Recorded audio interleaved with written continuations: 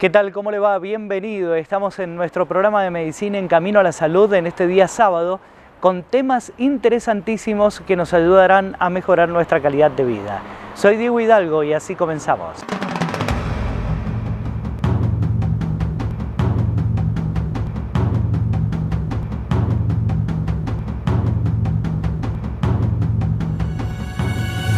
Los temas para hoy en nuestro programa: el sueño y la enfermedad cardiovascular, junto al doctor Daniel Matar.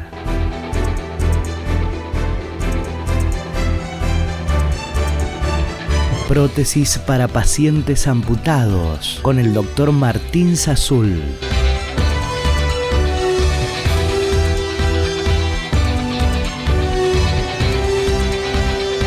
Disfunción eréctil, con el doctor Miguel Sojo. Será un programa imperdible el de hoy.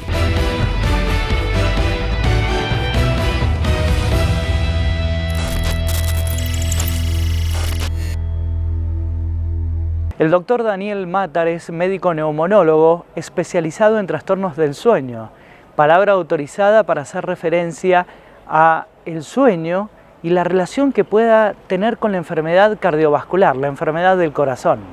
Vamos a introducirnos en la voz del profesional.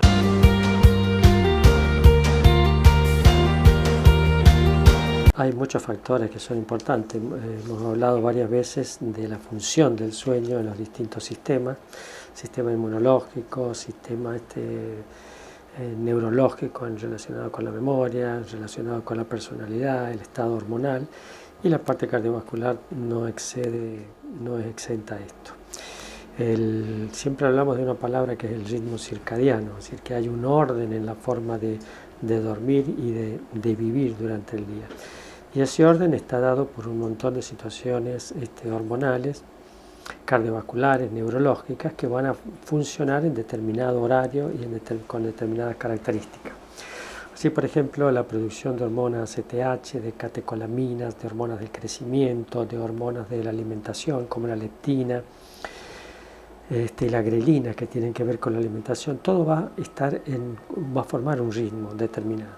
Cuando se altera, digamos, el sueño por distintas causas, una de ellas por el tiempo de dormir, ya sea que se duerma mucho o se duerma poco, va a alterar, digamos, esta homeostasis. ¿Homeostasis qué quiere decir? El equilibrio de todos los elementos del organismo. Entonces, por ejemplo, está bien estudiado que aquella persona que duerme menos de 6 horas o que duerme más de 8 o 9 horas tiene aumento de la mortalidad cardiovascular. Mortalidad por todo motivo y a su vez de la mortalidad. ¿Por qué? Porque se alteran estos factores que tienden a ser protectores y a ordenar la parte cardiovascular. Y después, por supuesto, hay distintas patologías que afectan el sueño, además de la cantidad, como estamos hablando del sueño, que también van a hacer de que este sueño no funcione bien en esta función cardiovascular y por lo tanto va a dar problemas a distintos organismos, entre ellos a todo lo relacionado con la parte cardiovascular.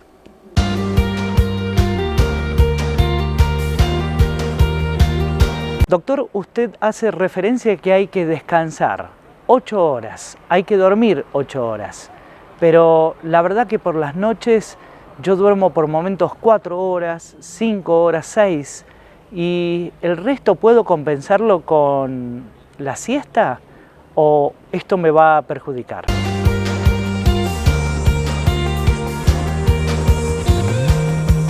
Lo ideal siempre es dormir durante la noche, que es lo que corresponde, digamos, que es lo que está, digamos, el organismo preparado para dormir.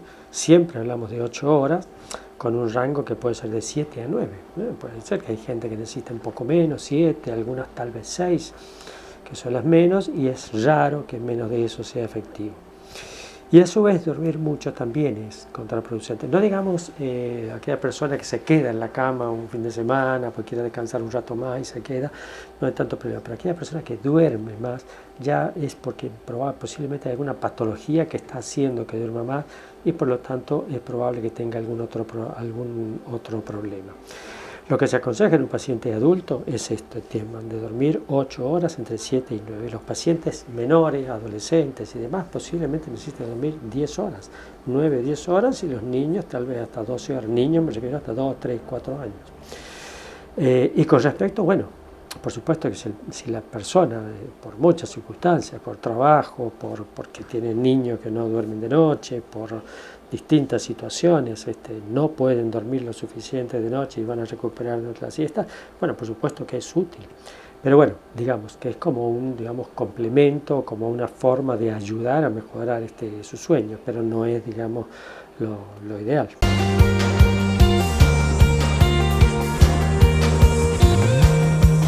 Doctor, ¿se desprende algún síntoma claramente cuando uno está mal dormido, no descansó correctamente, pero síntomas que estén ligados también al corazón, a la parte cardíaca? Vamos a conocerlo a continuación en un detalle minucioso que da el profesional. Preste atención. Sí, por múltiples motivos. Por empezar, digamos, los pacientes con insomnio, por ejemplo. Alteran este ritmo circadiano de la liberación de catecolaminas y la liberación de ACTH y tienen mayor propensión a tener enfermedades como son las isquemias coronarias, como son algún tipo de arritmia, e incluso se ha visto que la posibilidad de tener incluso ACV. Entonces, tiene, digamos, mayor, porque ese ritmo, digamos, o ese estrés que es normal en determinadas circunstancias, liberar determinada cantidad de catecolaminas en determinadas circunstancias de la vida es útil para enfrentar los distintos problemas, las distintas circunstancias que le tocan vivir, y bueno, el estrés va a ser útil. Ahora, cuando ese estrés se perpetúa durante toda esta noche, va a producir un desgaste neurológico y a su vez va a producir, digamos, una mayor vasoconstricción de distintos vasos que llegan al corazón, va a favorecer la hipertensión arterial, va a favorecer la arritmia, y todo esto va a llevar a una serie de problemas cardiovasculares. Además de esto, algunas de las patologías del sueño, yo he visto que muchas de estas patologías, por ejemplo, síndrome de piernas inquietas, que es el paciente que tiene un movimiento anormal durante la noche, que uno diría no tiene nada que ver con la parte cardiovascular u otra cosa, pero sí tiene que ver. No se sabe exactamente si es específicamente el movimiento de las piernas o todo lo que está relacionado con esta alteración de la liberación de dopamina que lleva a producir las piernas inquietas. Se ha visto que tiene un aumento en la frecuencia de todas estas enfermedades cardiovasculares que hablamos. Algunas parasomnias, como el síndrome compartimental del REM, también tienen algunos problemas y a veces se superponen. Y una de ellas, que es la más prevalente dentro de las enfermedades específicas del sueño, me refiero, que son las apneas del sueño, aquellos roncadores que en determinados momentos ya producen apneas del sueño, y sobre todo en la medida que estas apneas sean mayores, porque tienen un grado leve, moderado y severo. Bueno, esto producen por dos motivos. Primero, porque produce hipoxemias, o sea, esta falta de oxigenación, cae la oxigenación. Después mejora, pero después cae. Entonces esa hipoxemia alterna, junto con esa liberación de catecolaminas, que hace el esfuerzo del paciente para respirar, se liberan estas catecolaminas que van a producir microdespertares, pero también va a producir alteraciones, va a alterar el sistema nervioso y va a producir alteraciones a nivel cardiovascular, y favorece varias cosas. Las que más se han estudiado es el ACV, o sea, el accidente cerebrovascular. Está muy favorecido por estas apneas, tanto en la producción de los mismos, tanto en el empeoramiento de los mismos o la recidiva de los mismos. Por eso es que es muy importante, digamos, el estudio en pacientes de riesgo de tenerlo, y por supuesto en aquellos que han tenido se ha visto que el pronóstico va a mejorar en la medida que esto mejore. Los pacientes con hipertensión arterial también. Hay un estudio que se hace el MAPA, que es el estudio controlado durante 24 horas de tensión, y se ha visto que en algunos de ellos, durante la noche, que en un momento de mayor relajación, tranquilidad, bajo estrés y demás, no baja la tensión arterial, lo que se suele llamar non-diper, o sea que no cae la presión arterial. Estos pacientes seguramente que hay que pensar que tienen estas apneas, que son las que están liberando estas sustancias y favorecen la hipertensión. De hecho, la apnea de sueño es la causa de hipertensión, la causa secundaria de hipertensión arterial más frecuente.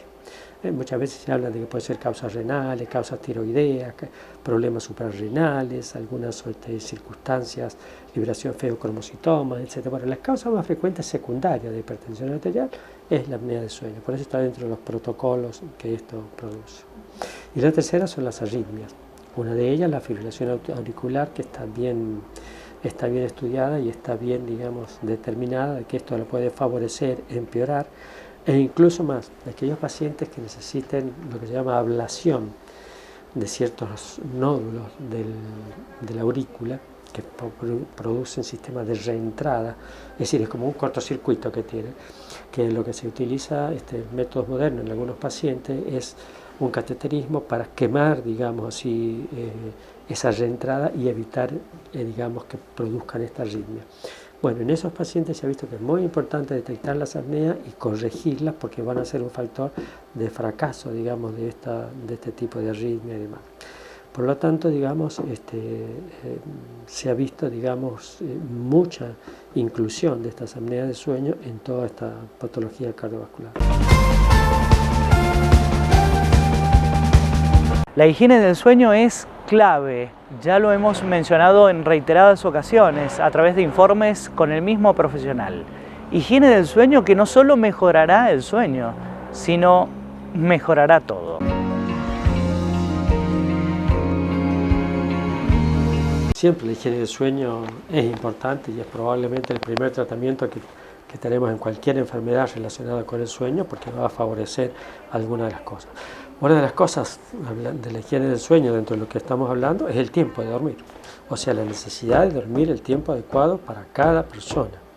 Como dijimos, puede ser entre 7 y 9 horas, y una de las formas sencillas, digamos, de ver cuánto uno necesita es lo que se llama la deuda de sueño. Vale decir, el fin de semana, por decirlo así, que el tiempo que la persona descansa más o que no tiene tareas generalmente, si uno duerme más, duerme 1, 2, 3 horas más, digamos, ese sábado, domingo y demás, es porque hay una deuda de sueño, por así decirlo. Entonces, una forma de ver que uno no está durmiendo en forma adecuada es que uno el tiempo que tiene para descansar lo aumenta para compensar ese tiempo que probablemente durante la semana no ha tenido. Y lo que tiene que, si bien, como dijimos anteriormente, la siesta ayuda un poco a paliar el problema del sueño durante la noche, esta higiene, dormir durante la semana también ayuda. Pero lo ideal es que en forma cotidiana podamos dormir el tiempo adecuado para que el organismo al despertarse esté en condiciones de asumir este estrés adecuado, de utilizar su memoria en forma adecuada, de tener una personalidad equilibrada. Entonces, ese punto del tiempo es, digamos, no transable, por así decirlo. Uno dice, bueno, pero si yo... Está bien, uno hace lo que puede en la vida, en las circunstancias que le toca vivir, pero lo fundamental es tratar de lograr organizarse para que al menos en forma rutinaria, obviamente habrá noches, habrá circunstancias, habrá días en que no se puede compensar, pero tratar de formar una determinada rutina con el tiempo. Las otras cosas son, bueno, generar condiciones adecuadas de trabajo. Muchas veces el insomnio es producido por mala higiene de sueño, ¿no? Pacientes que toman té, café, Coca-Cola, mate, después de las 5 o 6 de la tarde, son pacientes que van a estar, por así decirlo, pasados de vuelta o con un ritmo acelerado mental que va a evitar que uno logre conciliar el sueño de forma adecuada y por lo tanto este sueño va a ser patológico y seguramente que va a ser más corto. En segundo lugar, todo lo que le llamamos el insomnio tecnológico, vale decir el uso de pantallas, computadoras, celulares, televisor y demás, va a hacer que se prolongue, que algo se llama retraso de fase. En vez de dormir en horario adecuado, se va a retrasar porque uno se queda viendo lo que sea, televisión, jugando, viendo determinadas cosas, noticias, compartiendo, más aún con otras personas y demás. Además de la irradiación que produce eso, sobre todo, como siempre decimos, esa luz azul que pueden producir, que es la que tiene las luces LED, que va a aumentar el ritmo alfa, que es el ritmo más superficial, y evitar el sueño profundo, que es el que va a generar un montón de cosas positivas, como la hormona del crecimiento, la liberación de ACTH, la memoria en el organismo y demás. Y tercero, esa última parte bueno, la actividad física de la tarde, que es muy buena, porque generalmente va a relajar, digamos, a la persona y aumentar los somnógenos de la noche. Y la última hora, digamos, del sueño, que es evitar esas pantallas, tratar de tener una lectura, de bajar los decibeles, de leer cosas o de charlar cosas más tranquilas y demás, cosas que el ser humano se vaya a acostar, digamos, con su mente más relajada, más tranquila, o pensando en cosas que sean más suaves, y no evitar prolongar ese estrés durante el sueño, que puede generar pesadillas, sueños reiterados y demás, que a veces no lo dejan dormir. Entonces, básicamente esta sería la higiene del sueño, que puede empeorar tanto la cantidad de sueño que hemos dicho, como la calidad del sueño, la cantidad de microdespertares, o el hecho muchas veces de comer mucho de noche, tomar alcohol, tomar sedantes, relajantes musculares sin una indicación precisa. Todo eso va a favorecer la producción de apneas, y estas apneas del sueño, estos factores irritantes neurológicos y esta alteración cardiovascular.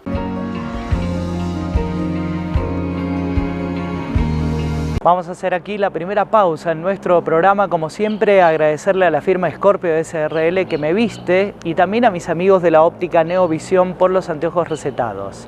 En minutos, cuando volvamos con un profesional desde Rehabilitar San Juan, hablaremos sobre prótesis para aquellos pacientes amputados.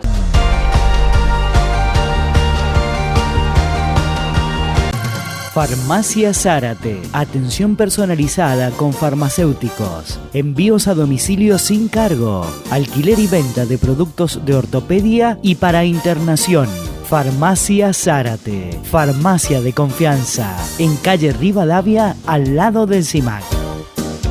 El Hospital Privado de Nariz, Garganta y Oído cuenta con más especialidades para una atención integral. Profesionales con marcada trayectoria y tecnología de vanguardia. Único centro de atención permanente las 24 horas. Hospital Privado de Nariz, Garganta y Oído. Junto a los sanjuaninos.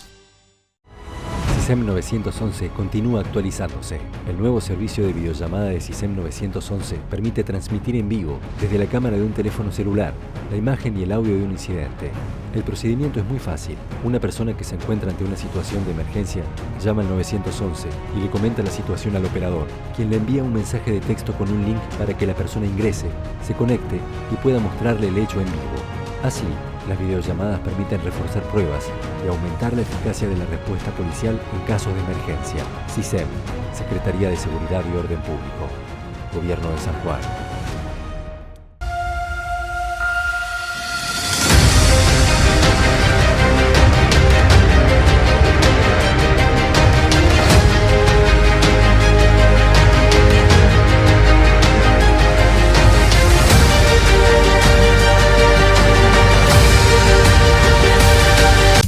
Todo Médica es una empresa con más de 10 años de experiencia entre los sanjuaninos. Todo Médica San Juan cuenta con los productos para el cuidado del diabético, alta calidad, garantía y el asesoramiento de parte de profesionales. No busque más, todo lo que necesita está aquí, en Todo Médica San Juan, productos para el cuidado de su salud.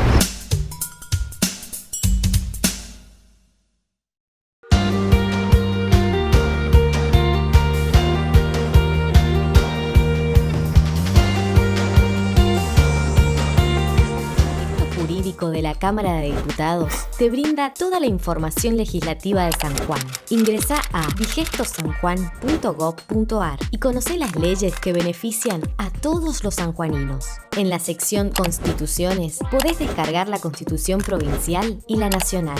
En la sección Normas Fundamentales podés descargar los códigos que rigen en la provincia y el reglamento interno de la Cámara de Diputados. En la sección Calendario Legislativo podés consultar las fechas de sesiones ordinarias y extraordinarias y leyes sancionadas por el Poder Ejecutivo. Cámara de Diputados de San Juan. Leyes para cuidarte.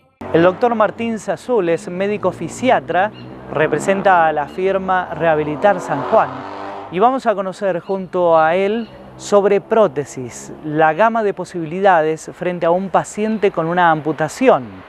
Vamos a conocer sobre el trabajo del profesional en la valoración del paciente.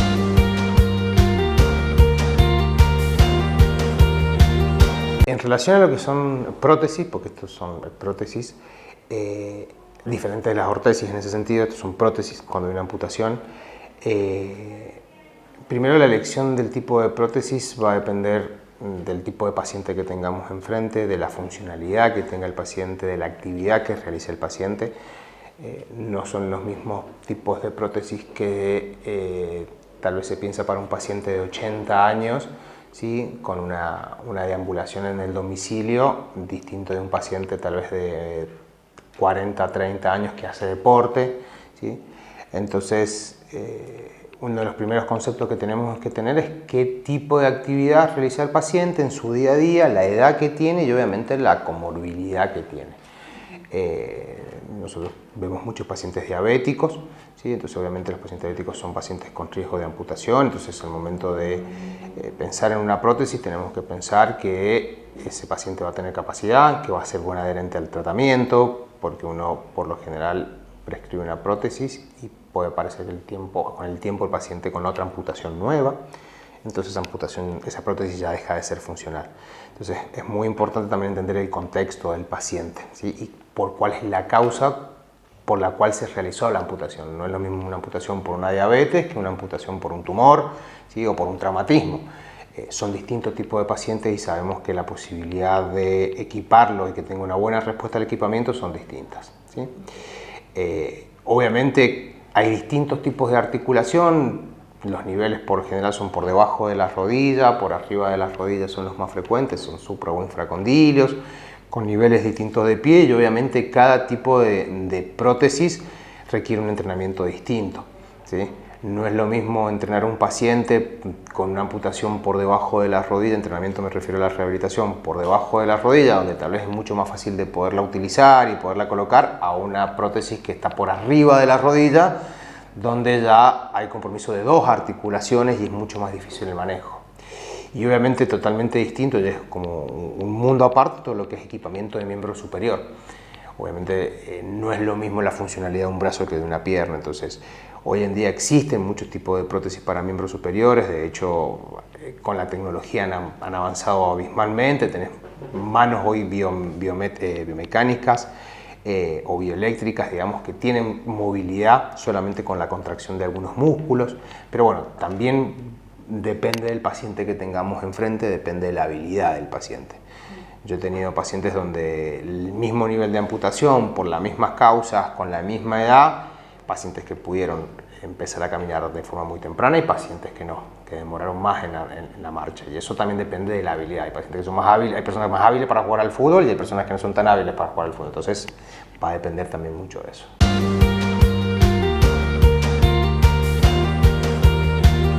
Es imprescindible no dejar de contemplar el aspecto emocional.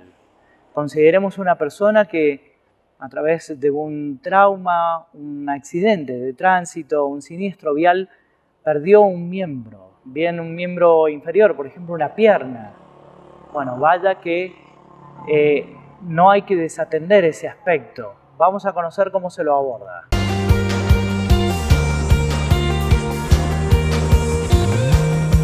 Nosotros acá en la clínica, cuando hacemos la intervención de un paciente amputado, sea la causa que sea, sin importar cuál es el motivo de su amputación, siempre va con un acompañante terapéutico de psicología. Siempre. ¿Por qué? Porque obviamente uno no lo ve, porque no hemos tenido la desgracia de pasar por eso, pero el paciente siempre tiene un luto que hacer. Hay una pérdida de una extremidad y hay un luto que tiene que hacer y hay un proceso que tiene que hacer. Y hay miedos que tiene que pasar, porque obviamente el paciente, si fuese una amputación de miembro inferior, volver a caminar, si puede volver a caminar, los miedos a caerse. Entonces obviamente son procesos que van acompañados o deberían ir acompañados de un apoyo psicológico, ¿sí? Sin ninguna duda. Al margen del tratamiento que se amplíe con los kinesiólogos, con la gente de hidroterapia, en algunos casos, bueno, con la gente obviamente de terapia ocupacional para cuando haya amputaciones de miembros superiores o agenesias, porque muchas veces también es cierto que no solamente son amputaciones de origen traumatológicas o por tumores, sino también hay agenesias. Hay niños que nacen o personas que nacen con malformaciones en los miembros y también requieren de algún tipo de equipamiento. Entonces el entrenamiento va a ir dirigido en relación al nivel donde tengamos la amputación y por lo general, como siempre en todo lo que es rehabilitación, se intenta que el trabajo sea integral. O terapistas ocupacionales y psicología, o kinesiología y psicología, no tanto en los pacientes que ya nacieron con una genesia, la parte psicológica, porque es lo con el que ya nacieron y conviven y ya están recontra mil adaptados al uso diario del muñón o de una prótesis, pero distintos en un paciente tal vez un poco más joven que sufre un traumatismo, un accidente de tránsito y por el cual tiene que amputarle la pierna. Esos procesos son tal vez sí con más apoyo psicológico.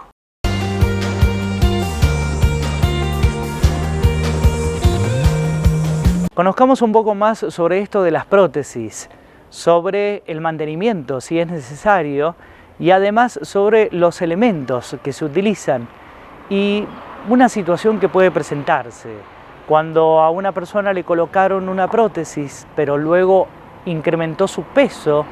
Bueno, ¿qué puede suceder aquí? Vamos a conocer. Todo proceso de rehabilitación de un paciente con amputación, la amputación tiene 3 fases, 3 periodos, ¿sí? Un periodo que es preprotésico, un periodo protésico y un periodo postprotésico. El periodo preprotésico es la adaptación del muñón, ¿sí? De enseñar a cómo realizar los vendajes. Los muñones siempre tienen que ir vendados, ¿sí? ¿Por qué?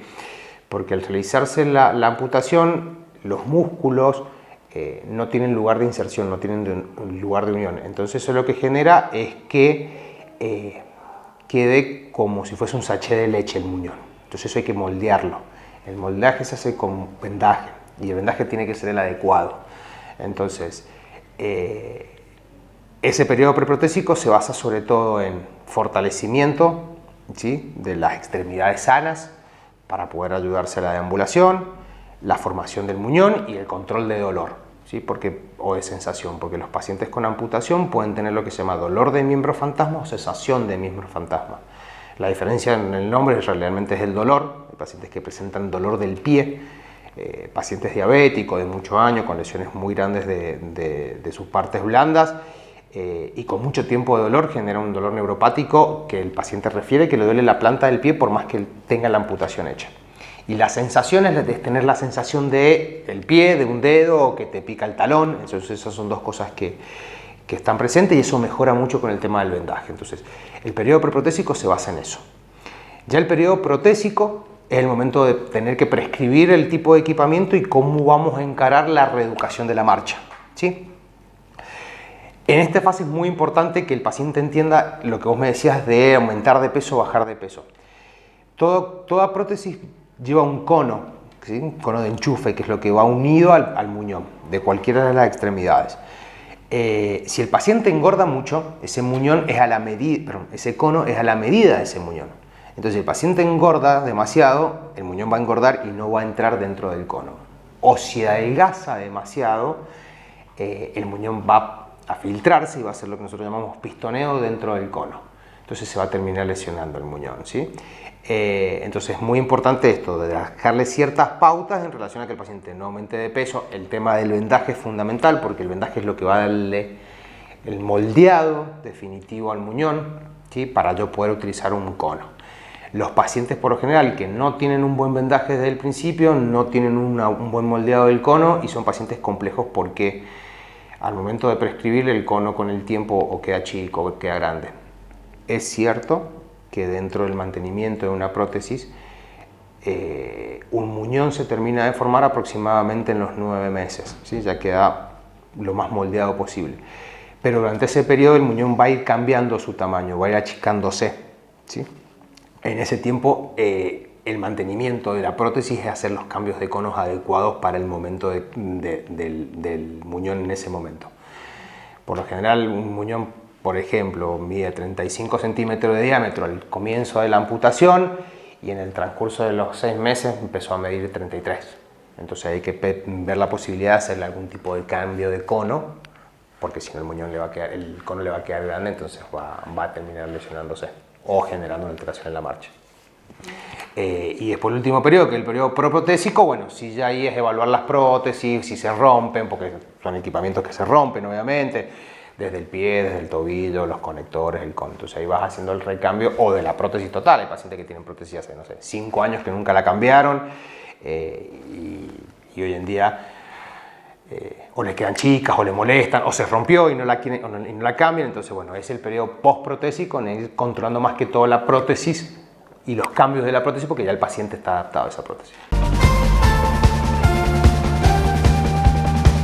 Doctor Sazul, ¿qué hay sobre la calidad de vida de ese paciente, el pronóstico? Se supone que, o por lo menos el común de la gente, pensará que ha quedado condicionada esa persona para realizar algunas actividades. Pero por el otro lado, a través de la televisión, hemos visto a grandes deportistas desenvolverse, pero en forma espectacular y con una prótesis. ¿Qué hay sobre esto?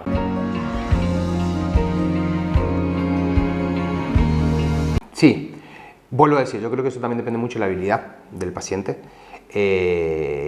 Por lo general son pacientes que si se adaptan bien a la prótesis y realmente se esfuerzan por utilizarla, porque también es un tema de utilizarla en la casa. Por lo general muchos pacientes la utilizan durante el tratamiento, después llegan a la casa y se la sacan, entonces como que no terminamos de cerrar el círculo del tratamiento. Pero los pacientes pueden hacer vida totalmente normal. Hay pacientes, nosotros tenemos un paciente acá en San Juan, con una amputación de las 2 manos, él tiene 2 prótesis con gancho y hace su vida totalmente normal. Come con sus ganchos, se prende su cigarrillo con sus ganchos. Pacientes con amputaciones de miembros inferiores que hacen deporte. O sea, no debería ser un problema más para el paciente tener una prótesis, sino todo lo contrario. La idea de la prótesis es volverlo a readaptar a su situación previa al motivo de la amputación. Entonces sí se pueden hacer actividad física. Hoy en día hay muchísimas prótesis. Bueno, el tema que a nosotros nos cuesta tal vez llegar a ese tipo de prótesis por los costos que tienen hoy, pero hay muchísimas prótesis que hoy en día permiten al paciente hacer casi todo normal. Antes sí teníamos más limitaciones tal vez, pero hoy hay prótesis con las cuales vos podés subir las escaleras sin ningún tipo de problema. O decís, che, pero subir las escaleras no es mucho. Sí, en un paciente con una prótesis subir las escaleras es un montón, o bajar escaleras es un montón, o caminar en planos declinados es un montón. Entonces, hoy en día tal vez hay prótesis que tienen muchísima mejor funcionalidad para eso, han cambiado mucho en ese sentido. El objetivo de pensar en una prótesis para un paciente es pensar cómo voy a mejorar su calidad de vida y en qué lo voy a ayudar. Si yo le voy a poner una prótesis que no funciona a un paciente tal vez adulto mayor de 80 años, yo le pongo una prótesis que es muy dinámica y le puedo generar más riesgo de caídas. Entonces, en ese momento es lo que te doy también de valor en qué paciente y para qué. Yo tengo pacientes en el hospital, por ejemplo, chicos jóvenes que juegan al fútbol. En la selección, no sé si estaban en una de las secciones, pero estaba ahí para jugar, jugando al fútbol adaptado. Y se armó una prótesis para él, para su vida diaria y además para poder hacer deporte. Entonces eso se puede hacer, ¿sí? O sea, la idea de equipar a un paciente es esto, volverlo a mejorar y a reintegrarlo a sus actividades previas.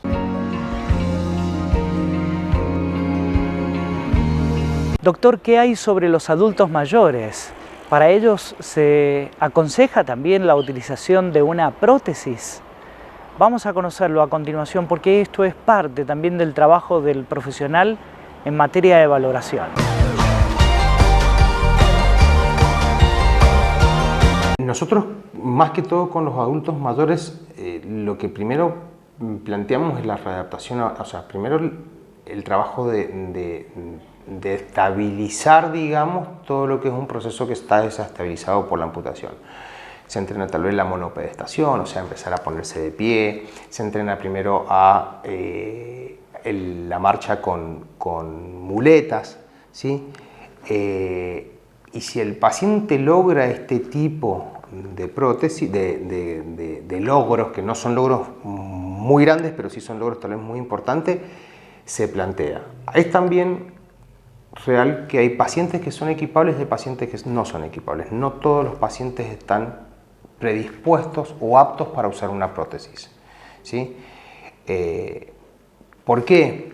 Porque te encontrás muchas veces con articulaciones que están retraídas, están en flexión, entonces al momento de poner una prótesis, la prótesis no queda alineada, Con los pacientes adultos, a mí me ha tocado con pacientes adultos que el paciente adulto por lo general tiene muchos riesgos de caída, con muchos trastornos del equilibrio, entonces vos tenés que plantear también la posibilidad de no equiparlo si no fuese necesario, porque capaz que poniéndole una pierna te le terminás quebrando una cadera, con la inestabilidad que mismo que le genera. Pero por lo general en los adultos mayores lo que se implementa o se trata de elegir es una prótesis que sea de menor dinamismo de marcha, pero sí más estable y más segura al momento de la marcha. Hay un tipo de rodillas que se bloquean durante la marcha, ¿sí? Entonces eso permite que el paciente no tenga que preocuparse tanto por el dinamismo de la rodilla. Yo por lo general a los pacientes adultos mayores, donde no tienen mucha actividad, tienen una actividad normal, digamos, dentro de su domicilio, y prefiero tal vez utilizar una pierna con rodilla más segura que más dinámica. Entonces eso ya les genera más de estabilidad.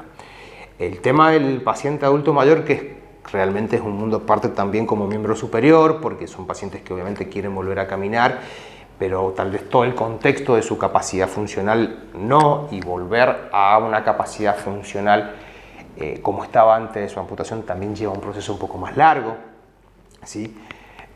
Yo creo que todos los pacientes son equipables, no significa que todos los pacientes puedan usar una prótesis. A todos se le puede poner algo, ¿me entendés? El tema es la funcionalidad que vos querés con esa prótesis. Entonces yo muchas veces me ha tocado estar con pacientes adultos biamputados de los dos miembros, donde vos preferís tal vez priorizar una silla de ruedas con características funcionales para el paciente y no pensar en ponerle una prótesis, porque vos a ese paciente le pones una prótesis y se puede estar cayendo todo el tiempo y se hace un traumatismo, se fractura la cadera y le complicaste toda la existencia al paciente. Entonces creo que hay que ver qué tipo de paciente tenés enfrente. Hay adultos mayores. Yo cuando hice mi residencia en Buenos Aires tuve un paciente con una amputación por debajo de las dos rodillas. 76 años tenía cuando yo lo vi por primera vez, y era profesor de tango. Y él daba tango en la plaza de San Telmo.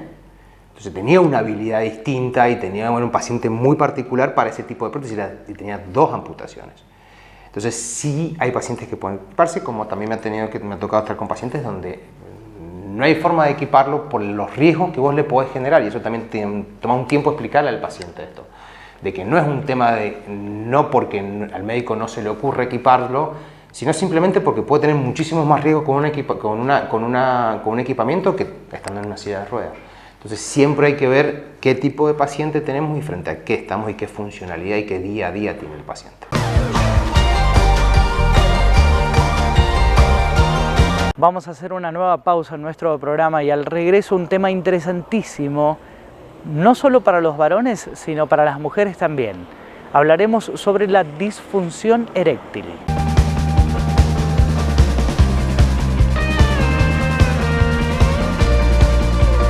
Nos trasladamos para una mejor atención a nuestros pacientes. Ortopedia del Sur, del licenciado Jerónimo Galván, especialista en órtesis y prótesis, productos de ortopedia y rehabilitación, alquiler, fábrica de plantillas y calzado ortopédico, tecnología única en la provincia para el estudio de sus pies, calidad y atención personalizada. Nueva dirección, Libertador hacia el este, a una cuadra de Clínica El Castaño. Ortopedia del Sur. Nos importa usted. Colmed Salud del Colegio Médico de San Juan. Planes especiales para jóvenes, cobertura en partos, traspasos de obra social, coseguro de obra social provincia, centros sanatoriales propios, amplia red de prestadores. Colmed Salud del Colegio Médico de San Juan. Ahora tu salud en buenas manos. En Óptica Neovisión contamos con la última moda en anteojos para sol y recetados, asesoramiento en contactología con profesionales especializados, servicio de óptica pediátrica especial. Óptica Neovisión, para su comodidad, en calle Mendoza frente al Diario de Cuyo, en calle Mendoza pasando Brasil. Neovisión, al servicio de sus ojos.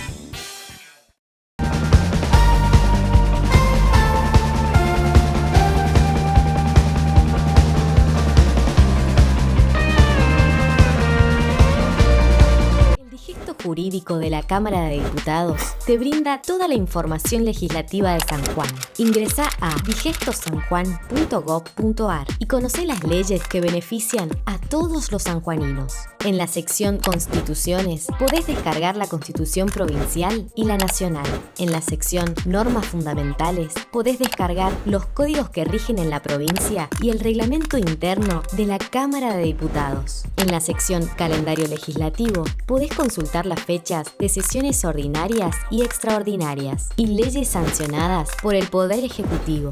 Cámara de Diputados de San Juan. Leyes para cuidarte. El doctor Miguel Sojo es médico urólogo y con él hablaremos sobre la disfunción eréctil.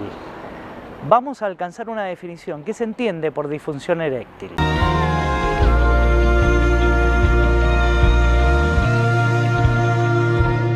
La disfunción eréctil es un síntoma dentro de un cuadro que sería la andropausia. Generalmente comienza después de los 45 o 50 años en el hombre y realmente a veces no se comenta, se habla muy poco el hombre o a veces consulta poco, pero es un problema que empieza una de las causas, ¿no es cierto? Porque pueden haber unas enfermedades coexistentes que agudizan el problema, pero generalmente empieza después de los 50 y es la deficiencia en la erección completa, quiere decir que no hay trastorno en la erección, en donde no hay una buena erección, o sea, la erección no es completa. Entonces, estaría dentro de un cuadro, porque al haber ese sitio, la disfunción eréctil, habría que empezar a estudiar por qué, ¿no es cierto? Generalmente puede ser el punto de partida de otra patología que está oculta, a veces una diabetes, a veces presión alta, problemas emocionales, problemas de estrés, problemas de pareja, pero generalmente, o sea, en la mayoría de los casos en el hombre que se manifiesta a partir de los 45 50, es uno de los primeros síntomas de la andropausia. También a veces he visto casos pacientes más jóvenes, ¿no es cierto? 30 y pico, 40, que son raros, pero también ahí se presentan casos.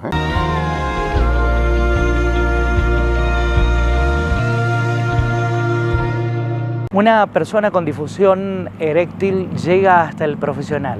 En una breve conversación le cuenta lo sucedido, entonces claramente el profesional puede diagnosticar: usted tiene disfunción eréctil.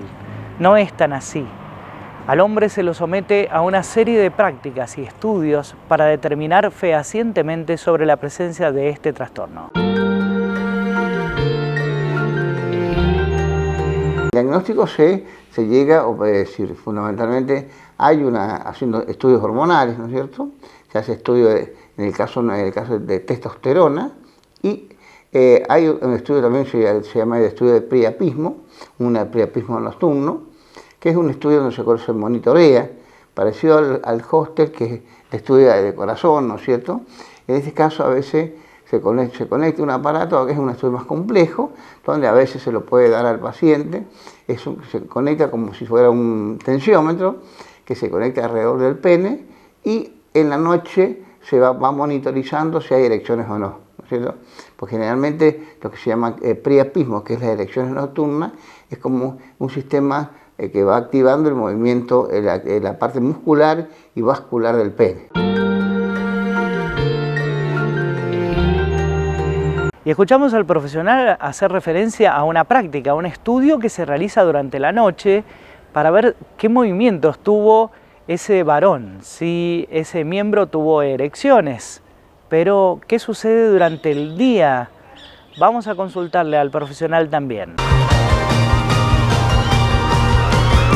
Solamente se hace un estudio hormonal, para ver cómo está la parte hormonal y también, por supuesto, un estudio afectivo, psicológico del paciente. Porque dentro de todo este cuadro hay muchas causas, ¿no es cierto? Una de las causas más importantes, más común, es la andropausia, ¿no es cierto?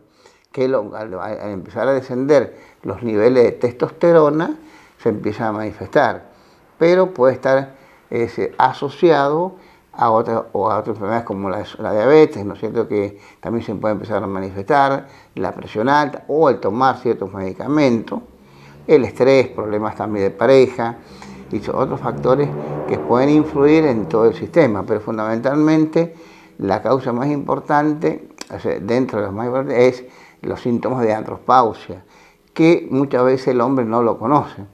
Generalmente el hombre es más conocido en la mujer, que es la menopausia, ¿no es cierto?, que ya está un poco más concientizada de eso.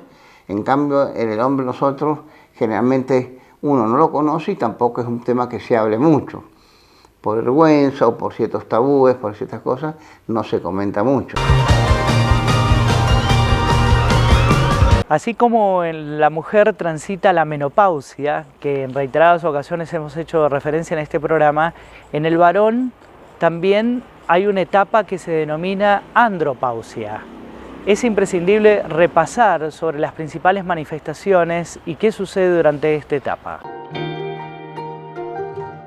El síntoma de andropausia serían la fatiga, el decaimiento, ¿no es cierto? Que uno, la verdad que ya no rinde en la actividad lo mismo que rendía antes, el decaimiento, estos problemas sexuales, el nerviosismo, la tolerancia, por ahí uno se siente más nervioso, tiene menos tolerancia, ante cualquier cosa se pone a veces más nervioso. Son síntomas, el desgano, la falta de que se levanta a veces con ciertos dolores articulares, dolores de cuerpo, y menos entusiasmo por hacer cosas, o que se cansan más rápidamente. Al trabajar, hacer actividad, es decir, se cansan más rápidamente que antes, porque antes rendía mucho y llega a cierto momento que ya se siente cansado, o a lo mejor no hizo mucha actividad física, no hizo mucha actividad laboral o lo que haga, y se siente más cansado. Estamos hablando sobre la disfunción eréctil. Bien, entonces nos hace pensar en una pregunta obligada, obviamente para el profesional. ¿Relaciones sexuales condicionadas? La actividad sexual sí, generalmente, ya sea por la edad o por el trabajo, por muchos factores, a veces se va distanciando la actividad sexual, no se hace frecuente y eso es causa, y por ese motivo el hombre también, al haber dificultad, un poco hace que, es decir, no tener actividad sexual por ciertas dificultades, o si al no haber buena elección le da como vergüenza o se siente mal, entonces como que va esquivando, diríamos, el no hacer actividad, y eso lo perjudica más, porque mientras más tiempo pasa que no se tiene relación, es muy frecuente que suceda también, por ciertos problemas familiares o laborales, muchas causas, o hace que la actividad sexual del matrimonio, de la pareja, se vaya distanciando, y eso hace que el músculo vaya perdiendo tono. Es como la actividad física. Cuando uno pasa mucho tiempo que no hace una actividad física, cuando quiere retomar, los músculos van perdiendo tono y se van poniendo más laxos. En este caso, por la andropausia, al bajar los niveles de testosterona, el músculo también va perdiendo tono, se pone más flácido, y entonces hay que hacer como una rehabilitación. Todo esto tiene su tratamiento. O sea, realmente es importante comentar que ante los primeros síntomas, cuando el hombre vea eso, tiene que consultar inmediatamente, no dejar pasar mucho tiempo, porque generalmente yo veo a veces hombres que ya llevan varios meses o años con este problema, y generalmente por vergüenza de no comentarlo, no consultan, ¿ves? Y eso agudiza más el problema, porque mientras más tiempo pasa, cuesta más recuperarlo. Pero tiene tratamiento. No se va a recuperar el 100%, pero va a mejorar mucho la erección y va a mejorar el tema el acto sexual, la relación sexual de la pareja. Hay que encontrar una solución a este problema que transita el varón. ¿Cuáles son los tratamientos posibles? Hemos escuchado en reiteradas ocasiones sobre una mecánica o dispositivo moderno, los pellets. ¿Darían resultados? Preste atención a la respuesta, solo para algunos varones. El hombre no, o sea, el hombre hay que tener cuidado con la próstata, porque en la mujer a veces se usa mucho, en el hombre también se puede usar, pero hay que tener cuidado con la próstata. Primero, en el hombre después de los 45 o 50 años, primero hay que hacer un estudio de próstata. Si la próstata está bien, hay una próstata chica que está bien, se puede usar un tiempo. Y se usa la testosterona, porque hay que colocar testosterona. Entonces, contra el déficit, porque puede ser que la disfunción sea por déficit de testosterona o porque no hay buena circulación, o que hay atrofia muscular o mala circulación, y la testosterona esté bien. En ese caso no estaría indicado el pene. Pero hay que tener cuidado por la próstata, porque la testosterona estimula el crecimiento de la próstata y predispone al cáncer de próstata. O sea que acelera el crecimiento de un cáncer de próstata. Entonces, muchas veces las disfunciones eréctiles no se dan a veces por bajos niveles de testosterona, sino por distanciamiento en la relación sexual, por falta de tiempo, o sea, porque pasa mucho tiempo, mejor dicho, y en ese caso habría que hacer un tratamiento que se llama una rehabilitación de la parte arterial y muscular del músculo del pene. En este caso se usa lo que se usan las drogas vasoactivas, que son el tadalafil o el sildenafil, que son el tipo de Viagra que le llaman, pero viven en diferentes tipos de drogas, que son el tadalafil, es una droga de acción lenta, que para usarla todos los días, diríamos. Esa se usa incluso en un tratamiento de 2 o 3 meses seguidos, tomando todos los días el medicamento, para mejorar la circulación de la arterial del pene y mejorar y recuperar el tono muscular. Y están los otros tipos de sildenafil, de acción mediana, y los otros de acción rápida, o sea que no son todos lo mismo, ¿eh?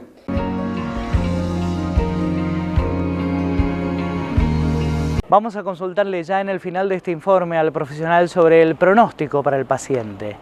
Supongamos un paciente que se somete a un tratamiento adecuado, bueno, cómo evolucionará, y además consultarle sobre otras conductas que debería modificar dentro de su vida, o aspectos que debería tener en cuenta, como por ejemplo la alimentación, la práctica de deportes, la consulta con otros profesionales, ¿por qué no? La de un psicólogo. Veamos a continuación qué nos dice el profesional al respecto. Depende de la alimentación, depende de la parte, por supuesto. Hay una alimentación que no consume ciertos tipos de alcohol, drogas, tiene una buena alimentación, y aparte también porque el paciente, como ya viene con cierto tiempo de este efecto, psicológicamente se encuentra afectado, ya sea por su problema y también por su andropausia. Porque lo mismo que en el caso de la menopausia, que a veces en la mujer produce cuadros depresivos o trastornos, en el hombre también sucede. Pasa que a veces no se comenta, entonces es bueno también que consultar a un psicólogo, a una psicóloga, un psicólogo más que todo, porque realmente por ahí es a veces la confianza o estos temas que a veces es difícil de hablarlo, ¿no? En el hombre más que todo. La mujer por ahí, en este caso, la mujer lo habla más fácil, pero el hombre es un medio tabú que le cuesta comentarlo, ¿no? Hacemos la última pausa en nuestro programa, como siempre, pedirle por favor que tome papel y virome para agendar los datos importantes que llegan en nuestra guía profesional. No se vaya.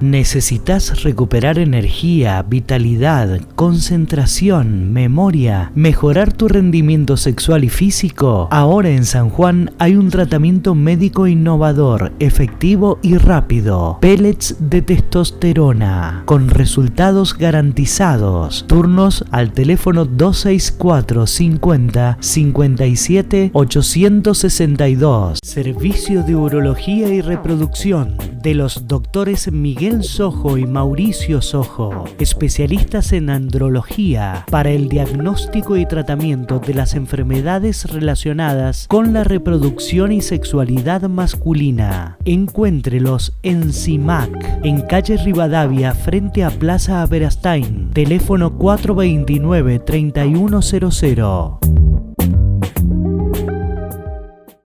Dr. Daniel Matar, neumonólogo, especializado en trastornos del sueño. Turnos al teléfono 422-7656 y al 154-12-5242.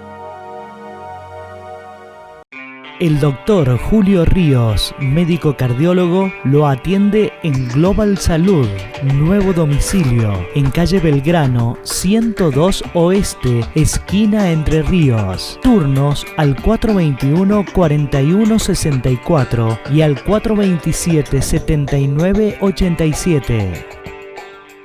Fabiola Becerra, especialista en podología, belleza y cuidado de pies. Teléfono para turnos 264-444-7754. Dr. Ignacio López Lima, cardiólogo universitario, especialista en ecocardiología y tomografía de corazón, diagnóstico. Turnos para consultas en Innova Instituto de Cardiología al teléfono 422-6610. Centro de Miopía y Astigmatismo del Dr. Juan Rocco. Atención de las enfermedades de la visión. Tratamiento de la presbicia con gotas. Turnos al teléfono 422-6071. Jujuy 167 Sur, planta baja, Ciudad. Dr. Enrique Echegaray, médico con especialidad en neurocirugía, lugar de atención, clínica Imo Quality, en calle 9 de Julio, 153 Este, teléfono para turnos 422-3392.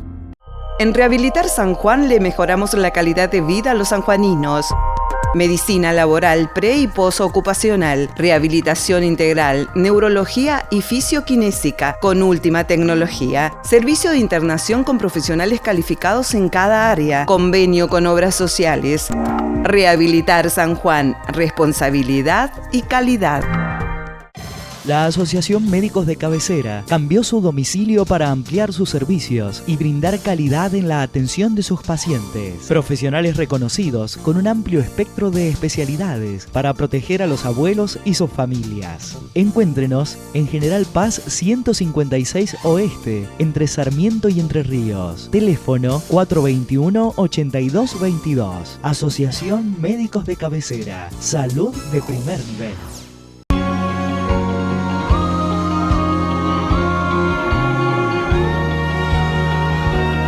Y así llegamos al final de nuestro programa, este encuentro de día sábado.